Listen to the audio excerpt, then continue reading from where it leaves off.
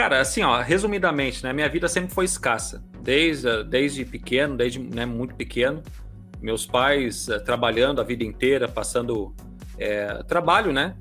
Nunca faltou nada para dentro de casa, graças a Deus, mas eu via, né, com o nível de consciência que eu tinha naquele momento, que a gente vivia uma vida limitada.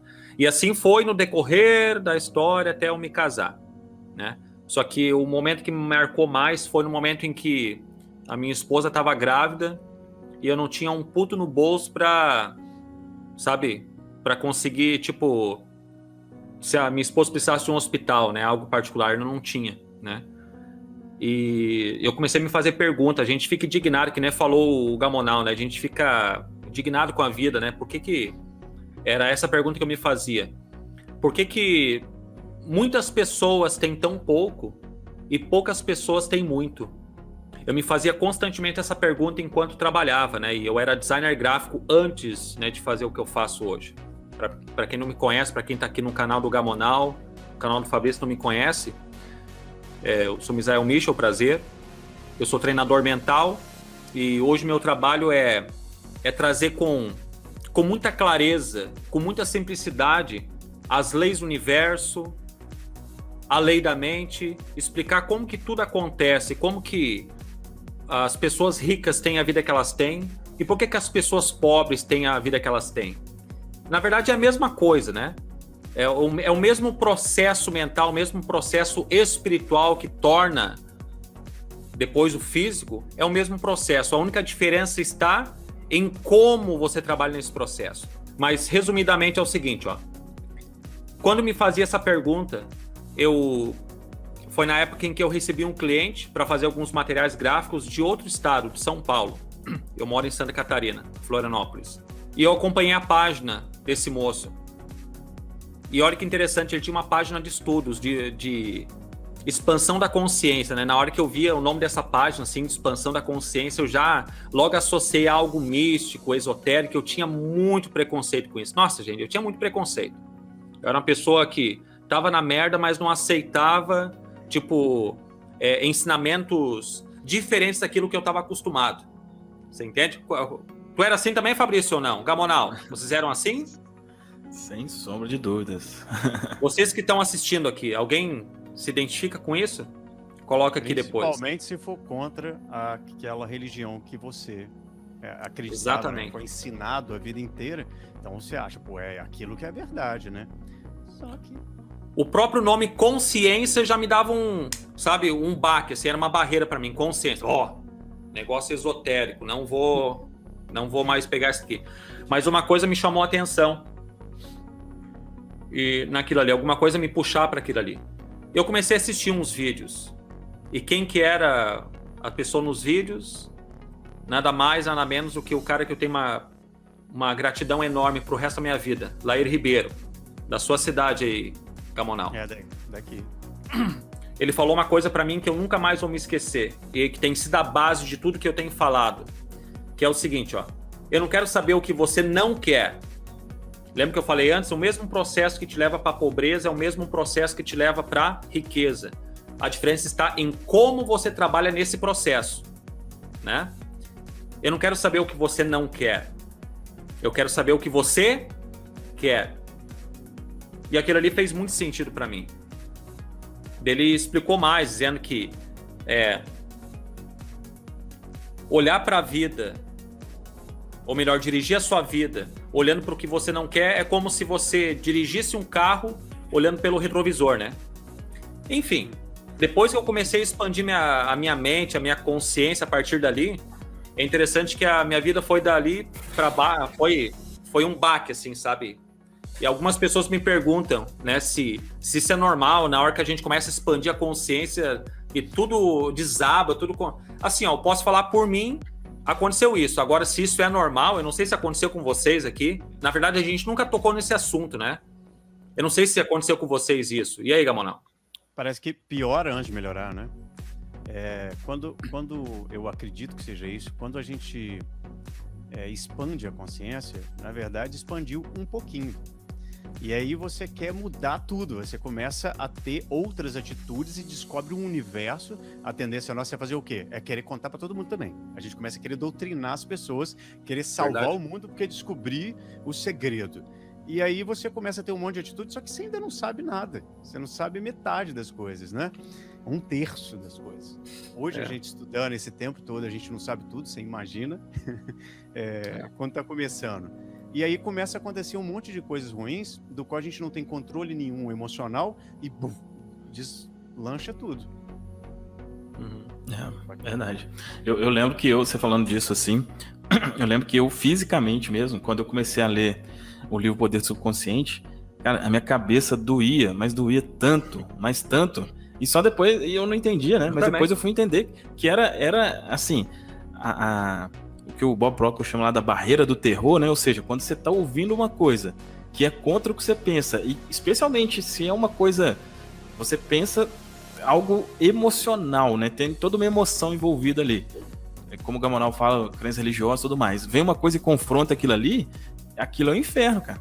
É inferno. Então, realmente, assim, acho que no meu caso, não só de coisas, as coisas realmente também deram uma piorada, vamos dizer assim, mas até fisicamente mesmo assim, eu fiquei meio mal, assim, né? Porque a crença é uma coisa muito forte, né? Sim. E é interessante que... Muito... Pode falar. Pode concluir, Gamonal, por gentileza. Nós temos um guardião dentro do nosso cérebro, né? Uma glândula ali que guarda todas as nossas crenças base. E quando chega nessa barreira que vai passar ali, ele não permite que passe. E isso chega a dar dor física, ou enjoo, ou situações que, por exemplo, a pessoa ela está prestes a fazer alguma coisa que vai gerar muito dinheiro para ela. Mas ela tem uma crença tão forte que ela vai para o inferno se ela ficar próspera, ou que as pessoas só vão chegar perto dela para sugar, sabe? Que, cara, ela dá até uma caganeira, né? Ela dá uma dor de barriga para que ela saia e fala assim, não, realmente não deu para ir. Conscientemente, sabe? Aquilo, conscientemente, ela vira e fala, não, realmente não deu, não era o meu momento, não foi para mim. Dá dor no coração. Cara, é muito interessante, é muito legal. Então, quando as pessoas estão ouvindo aqui, né? Quando você sentir isso, é uma coisa que o Bob ensina. Vocês gostou do Bob, né? Já é íntimo dele, né? O Bob, ele ensina isso. Você tem que ir com medo mesmo, porque o contrário de coragem, né? Não é o medo. Ali, quando a pessoa que vai com coragem, ela vai com medo mesmo. O contrário de coragem, no caso, é o conformismo. É aquela pessoa que se conforma com a situação, se conforma com a dor, se conforma com o medo e fala, eu nasci para sofrer mesmo, estou destinado. Verdade.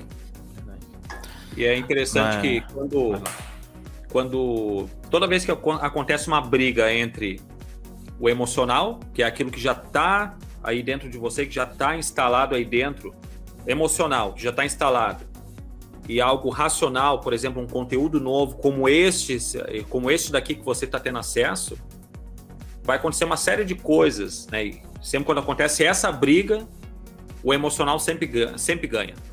Ou a maioria das vezes ele vai ganhar. A maioria das vezes. Só claro, existem alguns pontos que a gente pode trabalhar, que um deles é a decisão, compromisso, né? Desafio também eu gosto de falar muito. Isso pode contribuir para que as chances sejam muito maiores, né, da mente racional trabalhar em cima para influenciar a mente emocional. Só que quase sempre o emocional vai ganhar.